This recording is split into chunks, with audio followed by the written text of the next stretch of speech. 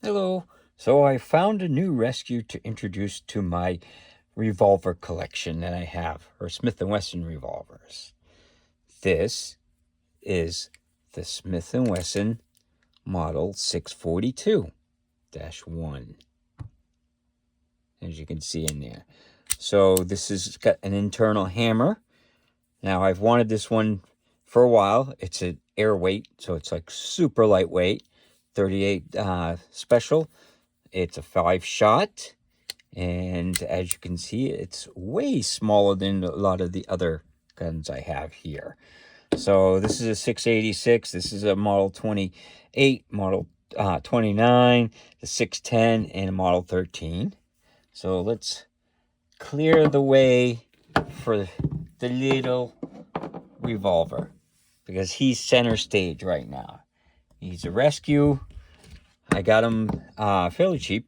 It was like $350. I wanted one for a while, but they were like $400, and then they shot up to like $500 something dollars, and I was like, I got a million other stub nose that were a lot cheaper than that. So I haven't bought one for, because of the cost, but at $350, and it looks like it's in really good shape, other than the fact that the person, it looks like he's never cleaned it or anything, because some of this stuff is pretty caked on. And I've been scrubbing it with a wire brush trying to get it, off. So it'll just take a little bit of time. Maybe soak it in some cleaner or something like that. But let's get the basics. The weight and the trigger pull. So, this is super lightweight. So let's see what it weighs. 14 ounces. So that's pretty lightweight. If you've seen the new 380 by Smith & Wesson, that the Bodyguard 2, that's only 11 ounces. So this is only 3 ounces more than that. So the trigger pull, and as you can see, it's empty. And this is double action only. So the trigger pull on this is, I got 9 pounds, 9 ounces. So it's a little heavy. That's the problem with some of these stub nose revolvers, is the trigger tends to be pretty heavy, but it's smooth. And it does stage pretty good. So that time I didn't stage it. See, you can stage it pretty good once you get used to it. If you've shot a lot of double action revolvers, you can kind of get it to lock into place, and then it's very light let off at that point. But this is a plus P. I don't usually use the 38 plus Ps, but it's good that it's rated for that. And again, you can see that it says air weight on it, but it's super lightweight. No hammer to get snagged on anything. That's what I like about it. That's why I've wanted one for a while, and I just haven't gotten it. So, but now I picked this up, and it's got nice rubberized grips. These things do kick. Anybody that's fired a little stub nose revolver knows that they can kick quite a bit. So it's nice that it's got the rubberized grip, because you get stuff like this. This is a Model 29, a Clint Eastwood type gun, and it's got beautiful wood grips, but it hurts to shoot because it slides in your hand. Same with this.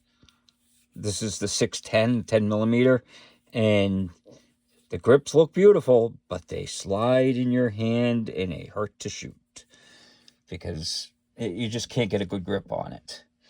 So I like the rubber grips. They're not as nice looking, but they are a lot more functional, and that's what this is a functional gun.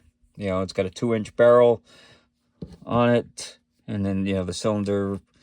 That's the weird thing about revolvers, is they count only the barrel in the revolver, but in a semi-auto they count the whole chamber. So it kind of works out to be about the same when you think about it, as most micro 9s. This would be like a 3.5-inch barrel on a micro 9.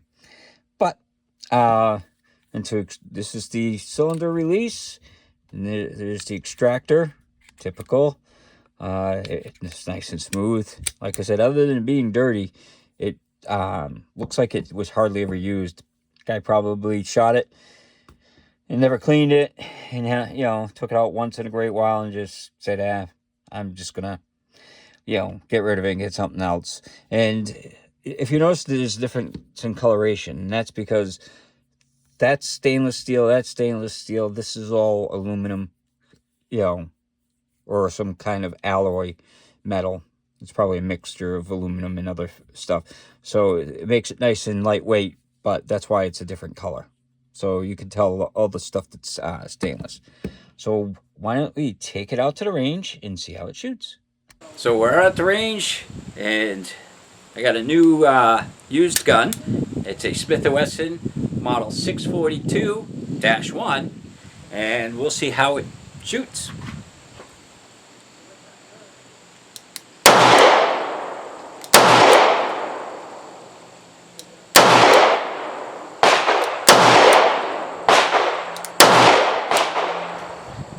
Shoots okay, but it's snappy.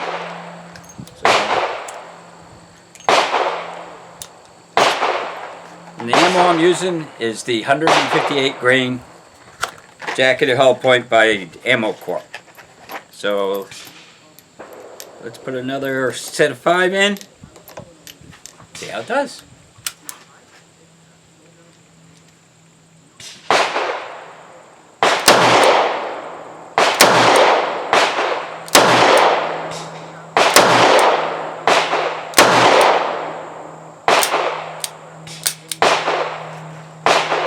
Yep, did fine. Again, this is the Smith Wesson model 642-1. Okay, so out at the range, it shot flawless, is what I figured. I was at 10 yards, and this is pretty horrible for 10 yards for me. That's like 10 rounds at 10 yards, so it's okay. You definitely hit a person at 10 yards. So it's made for a closer range type of thing. So if I can hit a paper target at 10 yards, I can definitely hit a person. So there's not a whole lot to talk about it because it's a basic revolver. Cleaning it, you don't have to take it apart, just open it up and clean all the cylinders and stuff. The sights on it are pretty much non-existent. It's just a groove in the back here, and then the typical ramp front sight. Which is great for carry because you get like nothing to snag on. So not even a hammer. It's like it's so smooth on the back. So that's what's nice about it. It's smooth all along there. If it wasn't for these rubberized grips, this thing would definitely not be fun to shoot. It's got some snap to it, but it's manageable with the grips. So that's my latest rescue that I found. I love revolvers, so I was happy to just find it. I don't care if it's used. It looks like it's in great shape and it worked great. Smith & Wesson makes great guns, so I usually can rely on a used Smith & Wesson. So the person would have to really demolish it in order for it to not work. So, but this is the Smith & Wesson 642-1, and it's a great little find. Hopefully you enjoyed the video, and hopefully you have a good day.